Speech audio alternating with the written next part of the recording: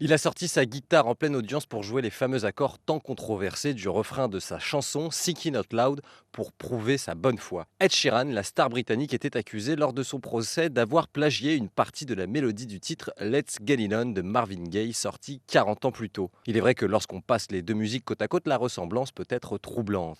Darling, I will be loving you till we're 70. Le son de Marvin Gaye à présent. I've been really trying, baby, trying to hold back this feeling for so long.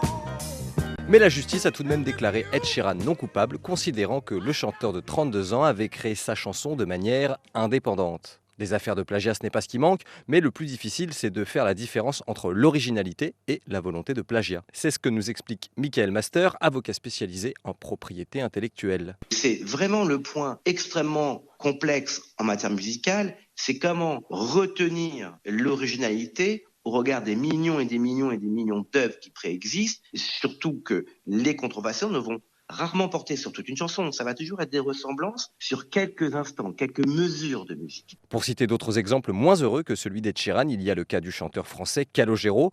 En 2016, il avait été reconnu coupable de plagiat pour ce refrain.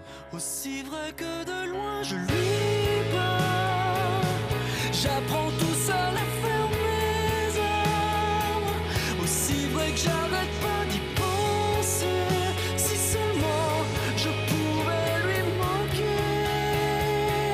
Est-ce qu'il va me faire Car oui, 2 ans plus tôt, un autre morceau du compositeur Laurent Ferriol était sorti. Écoutez. chante des chansons d'artistes que l'on aime et que l'on admire et qui ont laissé dans nos cœurs de brefs instants de bonheur.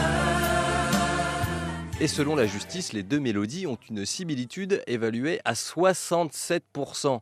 Calogero avait été condamné à verser 60 000 € de dommages et intérêts.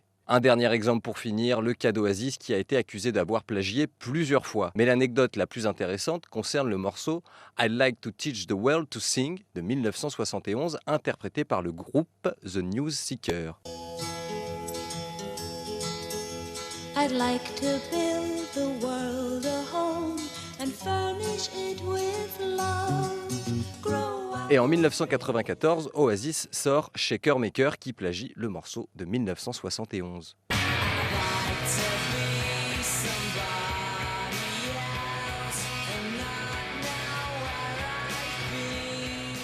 Pour la petite histoire, le morceau original de 1971 avait été utilisé dans une publicité de la marque Coca-Cola et l'entreprise n'avait pas apprécié le plagiat d'Oasis et le groupe avait dû indemniser la marque. Après ça, Noel Gallagher, compositeur et interprète du groupe, avait déclaré qu'il ne boirait plus que du Pepsi. Et oui, les Britanniques ne manquent jamais d'humour, même en cas de plagiat.